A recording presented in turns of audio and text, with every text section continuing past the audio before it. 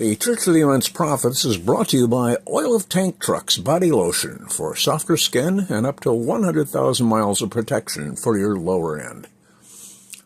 This is a philosexual thought, a decades-old problem. Years and years and years ago, a Texas country singer named Johnny Lee had a hit record with a song called Looking for Love in All the Wrong Places. And the song always bothered me. Was it a coming-out song declaring his sexuality honestly years before people even considered doing that? Wouldn't he be looking for love in half the wrong places if you were heterosexual? Sure, the song likely wouldn't have been as successful, titled Looking for Love in Half the Wrong Places, since it would have needed more explanation, and the music biz seems to be an all-or-nothing enterprise.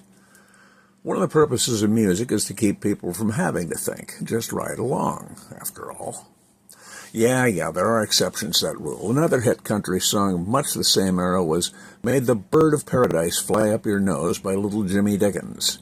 And that song requires some careful thought to unpeel the layers of meaning in its poetic depths.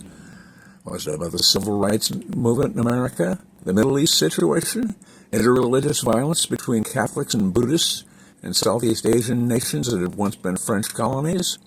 Or was it something deeper, perhaps? Perhaps the ongoing attempts to unionize American lingerie garment workers, or decreasing trust in governmental institutions? These are important questions that few people gave a damn about then, and fewer still give a damn about today. But back to Johnny Lee. According to a glance at the internet, he's still alive. And if that's accurate, knowing what we know about Texas blues and country singers, he's probably still working.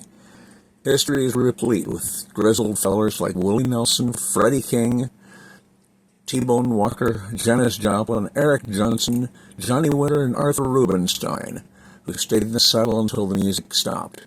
Willie's still out there. So's Eric Johnson, even though he's in great need of better grizzling. And Arthur, of course, was not from Texas. He was a great Polish concert pianist, but he had so much soul that if you would have pointed a Stetson on the boy, he would have made those formal tails and white tie get-up look like faded jeans and a cowboy shirt. But what does this do with Johnny Lee? Well, for one thing, Johnny is one of those artists society calls a one-hit wonder, and sadly, a lot of people use that term as a derogatory and dismissive one. Better to be a one-hit wonder rather than be a no-hit wonderer, though, right? That's the question all musicians on the road who played smaller venues have to answer. This copyrighted presentation of the Church of the Immense Prophets has been brought to you by Granulock, the all-purpose, all-natural cleaner that respects its enemy and bears it no ill will. Please give to a reputable local food charity just to be antisocial, because too few other people do.